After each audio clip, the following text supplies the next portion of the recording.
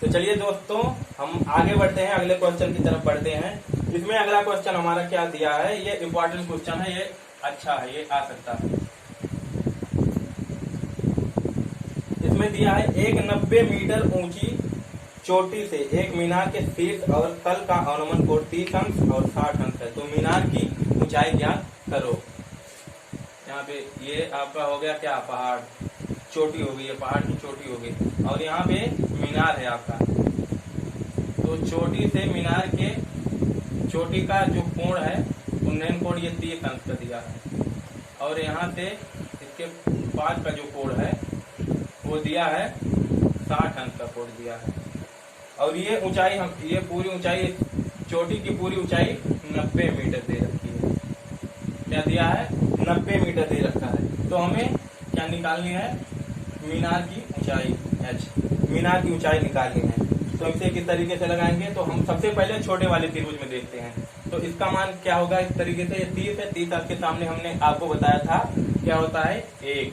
30 अंश के सामने की भुजा जो होती है वो 1 के बराबर होती है।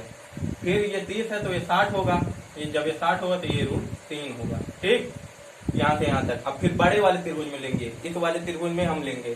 तो यहाँ से 60 के सामने की भुजा ये पूरा होगी, ये इतना पूरा कितना हो जाएगा, √3 हो जाएगा यहाँ से यहाँ तक। जब ये √3 हो जाएगा तो 30 अंश का बनेगा, ये 30 अंश का जब बनेगा तो यहाँ से यहाँ तक की दूरी 1 हो जाएगी, इस तरीके से। तो यहाँ पे हम देखते हैं ये और ये बराबर होंगे। कैसे, अगर आप देखते हैं यहाँ पे आयत की तरह बन रहा है, ये कुछ आयत की तरह बन रहा है। तो आयत के जो आमने सामने होते हैं ये बराबर होते हैं, आमने सामने का भी। तो उसके उसी तरीके से एक बराबर यहाँ पे √3 है, तो ये पूरी कितनी हो जाएगी, इसके भी √3 गुना। तो यहाँ से यहाँ तक की पूरी दूरी कितनी हो जाएगी आपकी, यहाँ से यहाँ तक की 3 हो जाएगी। जब यहाँ से यहाँ तक की पूरी दूरी आपकी 3 हो गई तो ये दूरी कितनी होगी, 2 होगी। कैसे होगी बताने की जरूरत नहीं है, हम पढ़ चुके हैं। तो यहाँ पे हमें 2 + 1, 3 का मान कितना, यहाँ से पूरा दे रखा हमें कितना, 3 का मान 90 दे रखा है, 3 का मान 90 दे रखा है। तो यहाँ से हमें 2 का मान निकालना है, जो इसकी ऊंचाई होगी, मीनार की ऊंचाई होगी। तो मीनार की ऊंचाई h बराबर क्या हो जाएगा, यहाँ से काट देंगे थे, ये हो जाएगा 30। तो ये, और इसकी ऊंचाई हमें कितनी दे रखी है, 2, इसके बराबर क्या है, 2। तो 2 × 30 बराबर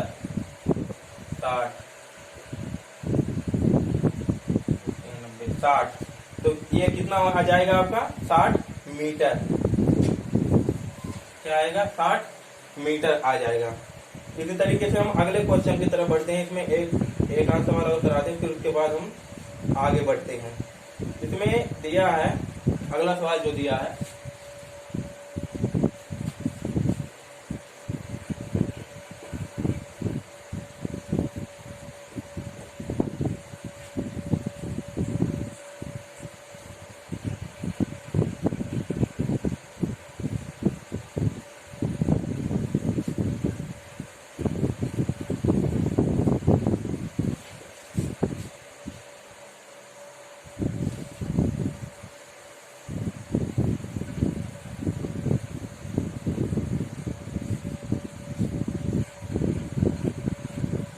इसमें आता है अगला सवाल। इसमें दिया है 2 कर्मागत पत्थर जो 1 किलोमीटर की दूरी पर स्थित हैं। 2 कर्मागत पत्थर, 2 पत्थर हैं, मान लेते हैं एक पत्थर यहाँ पे है और एक पत्थर यहाँ पे है। 2 कर्मागत पत्थर, इनके बीच की दूरी हमें दे रखी है कितनी, 1 किलोमीटर। 2 कर्मागत पत्थर जो 1 किलोमीटर की दूरी पर हैं, उनसे एक हवाई जहाज का उन्नयन कोण जो जमीन के ऊर्ध्वाधर उड़ रहा है 45 अंश और 60 अंश अंकलित किया जाता है। तो मान लेते हैं यहीं कहीं पे हवाई जहाज उड़ रही है। तो यहाँ से ये और यहाँ से ये,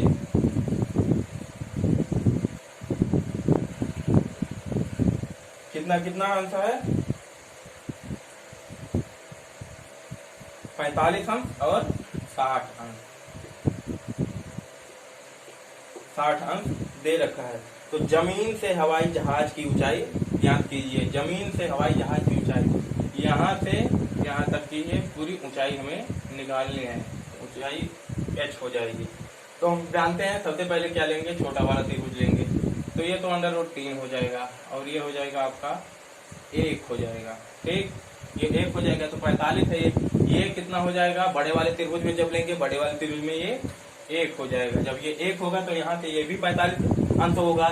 ये जब 45 अंश होगा तो ये भी पूरा यहाँ से यहाँ तक पूरा 1 हो जाएगा। अब यहाँ पे हम देख रहे हैं, यहाँ 1 का मान हमें रूट 3 दे रखा है। हमने आपको बताया था कि ये 1 बराबर रूट 3, अगर हम दो इस तरीके से एंगल चेंज पीरियड में दो तरीके से, मतलब 1 बराबर अंडर रूट 3 ऐसे मतलब करके दिया रहता है, तो सबसे हम क्या ऐड करते हैं उसमें, ये रूट 3 ही लेते हैं उसमें।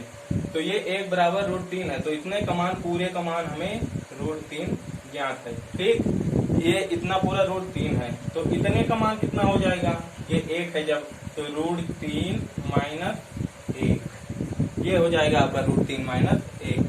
तो यहाँ पे रूट 3 माइनस 1 बराबर हमें दे रखा है 1 किलोमीटर। तो हमें रूट 3 का मान निकालना है। रूट 3 का मान कैसे निकाल सकते हैं, तो यहाँ रूट 3 बराबर हो जाएगा 1/3 माइनस 1 पूरे रूट 3 हो जाएगा। इस तरीके से अगर आप चाहें तो परमीकरण भी कर सकते हैं। इसमें 2 से 1 गया, 3 में से 1 गया 2, चलिए रहने दीजिए, कोई बात नहीं। ये हो गया आपका, ये हो जाएगा आंसर, क्योंकि मैं निकाली थी क्या, ऊंचाई।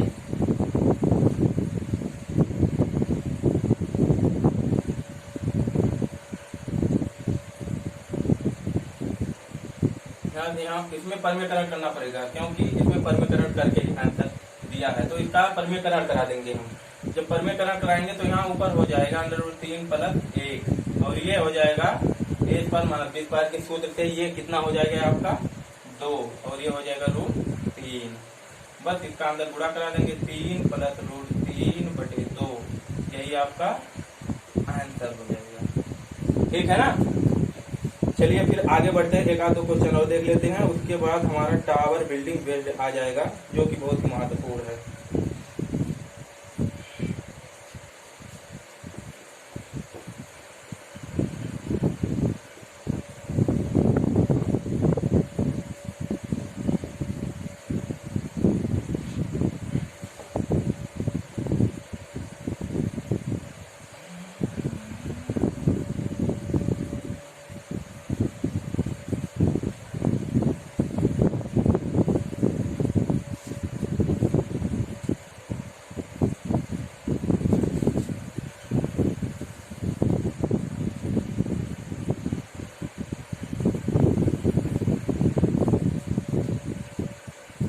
इसमें हमारा अगला सवाल दिया है, यह भी इम्पोर्टेंट है, ये भी आपका क्या है, इम्पोर्टेंट है, अच्छा सवाल है। इसमें दिया है एक सीधी क्षैतिज सड़क के ऊर्ध्वाधर एक जहाज से 2 लगातार मील पत्थरों जो हवाई जहाज के विपरीत और स्थित है। यहाँ पे मान लेते हैं कोई हवाई जहाज उड़ रहा है, यहाँ 2 लगातार मील पत्थरों, यहाँ से यहाँ तक की दूरी 1 मील दे रखी है। कितना, 1 मील यहाँ से यहाँ तक। यहाँ पे हवाई जहाज उड़ रहा है, विपरीत दिशा में उड़ रहा, तो उसका अवनमन कोण जो 30 अंश और 60 अंश है, इसका एक का 30 अंश अवनमन कोण है यहाँ से, और एक का यहाँ से 60 अंश है। जब 30 है तो हमने आपको पहले बताया है, ये भी 30 होगा, ये 60 है, ये भी 60 होगा, इस तरीके से। तो हमें निकालना क्या है, तो सड़क के ठीक ऊपर हवाई जहाज की ऊंचाई मील में ज्ञात करो। 1 मील, ये पूरे यहाँ से यहाँ तक की दूरी हमें 1 माइल दे रखी है। तो ये देखते हैं, 30 के सामने ये हो जाएगा आपका 1, और 60 के सामने ये कितना हो जाएगा, रूट 3। ठीक, तो ये 30 के सामने ये इतनी दूरी हो जाएगी, रूट 3 हो जाएगी आपकी, और इतनी दूरी हो जाएगी 60, ये 30 होगा, ये हो जाएगा 1। तो हमें रूट 3 प्लस 1 जब मिला देंगे तो ये 1 मील के बराबर यहाँ पे आएगा, क्योंकि ये पूरा दिया है, ये आधा दिया है।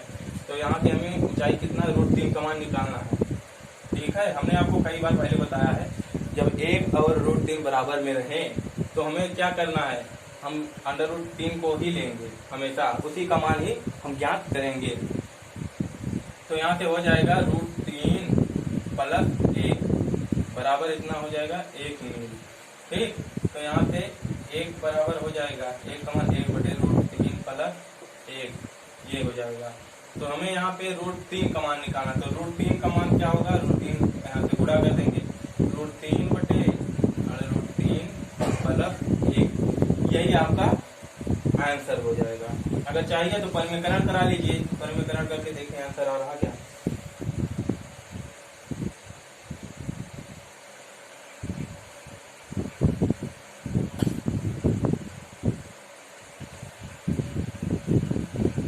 हाँ, परिमीकरण करा दीजिए इसका, तो ये हो जाएगा आपका √3 और ये हो जाएगा आपका √3 माइनस 1, और ये हो जाएगा 3 में से 1 जाएगा, a² माइनस b² का ये सूत्र बन जाएगा। जब सूत्र बन जाएगा तो ये स्क्वायर, ये √3 गुणे √3 3 हो जाएगा, और ये b² 1 हो जाएगा, तो उसमें से 1 घट जाएगा, तो यहाँ पे 2 हो जाएगा, और यही आपका आंसर हो जाएगा। इसमें आंसर गलत दिया है, लेकिन आपका आएगा यही, ये आंसर सही है। अब इसके बाद हमारा पार्ट 4 आ जाता है, टावर एंड बिल्डिंग बेस आ जाता है बेस। अब इसमें क्या होता है,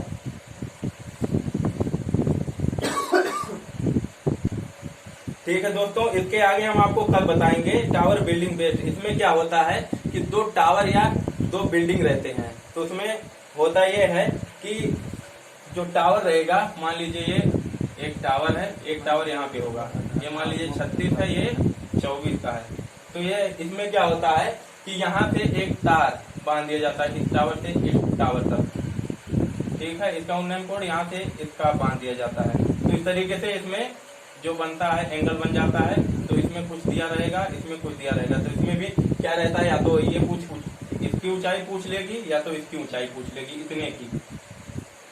तो ठीक है दोस्तों, अब हम आपको कल बताएंगे इसके आगे, तो गुड नाइट।